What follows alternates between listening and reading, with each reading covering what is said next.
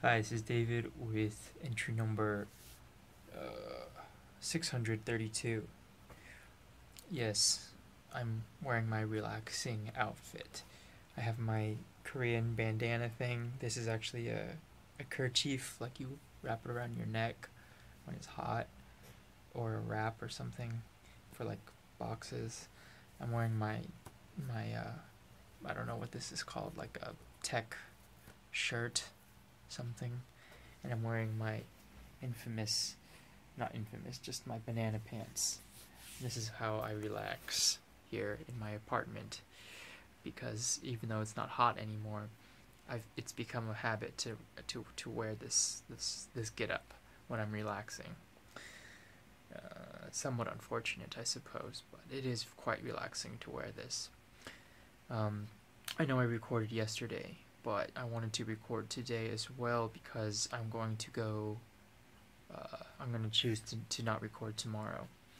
It's not because there's any kind of big news or anything, so don't worry about that. But it's not like you were anyway. Um, Basically, things are good. I think today is going to be the last day of the year where it gets hot. And hot nowadays means it's in the 70s. It got up to like 77 degrees, and you know, foolishly I wore a sweatshirt and it was too hot. But you know, it's it's all good, I suppose. I was thinking earlier about I walked today to a kind of remote, through a kind of a new area of Seoul that I've been walking around called the Xijang, and it's basically like the downtown, the proper downtown of Seoul, or I guess there's like three downtowns, but one of the main ones, I suppose, classically. And there's a lot of like old buildings and temples, and the capital is there, or the old Capitol building is there, and it's a fairly business inclined area.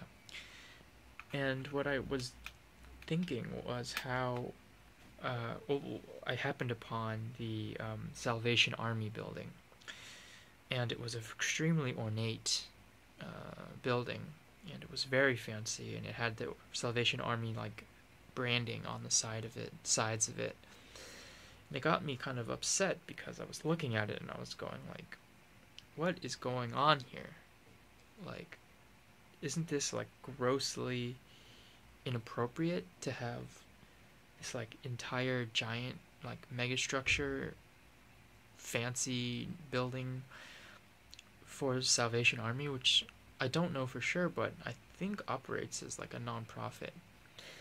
And that's when you kind of begin to see what nonsense the non-profit label is, and it's ideally it should be something very good, but when you operate a business, quote unquote non-profit business, you end up spending the money like kind of superfluously, very superfluous, very superf.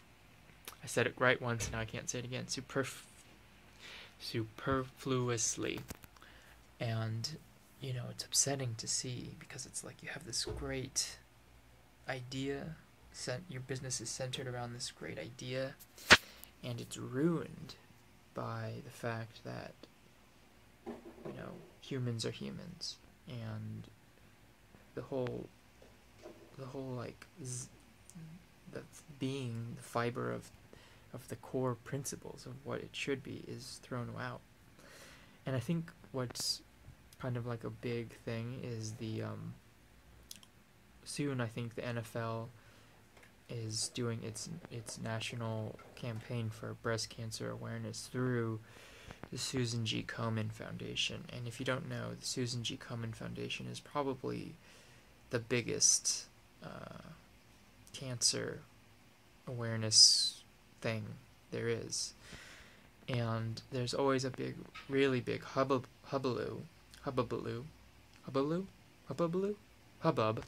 over the fact that only so this is going to be a nationwide awareness campaign at the NFL, which is like the biggest, one of the biggest money-making things, and surely the biggest sports uh, venue we have in the United States, and it will be putting on this full court press on breast cancer awareness. So you could imagine how many millions of dollars are going to be given to the Susan G. Komen Foundation through this effort. And what a lot of analysts have found is that a pittance is given, is actually spent, I should say, by the Susan G. Komen Foundation for breast cancer research. So what you have is essentially a puppet, or a false idol in the Susan G. Komen Foundation. You have a foundation that kind of prizes itself on selflessness and research for some heinous thing that plagues women who are clearly, in desperate need of aid. And they gave it, the name Susan to make it more like feminine or whatever. And I know that's a real person, but I'm sure it's not named like the Roger R. Silvermouth Foundation for a reason. And only 8% is going to be spent by this foundation for breast cancer research, and a huge amount of their budget is given to PR, is spent on advertising. And I don't know, but I'm pretty sure Susan G. Komen is a nonprofit, operates as a nonprofit, and if it is, then shame on them, to be honest, because that's a disgusting thing that they do. And 8% is of course better than nothing. I won't argue there. But the other really big sports thing that donates to the Susan G. Komen Foundation this month will be the WWE, or the World Wrestling Entertainment something. And they'll also be raising millions upon millions of dollars. And I don't know how much they're going to get, but say they get $100 million, 8% of that is, not a lot of money compared to $100 million. And, it's going to be more. So it's insane, really, that the government or whoever polices nonprofit organizations allows this practice to continue.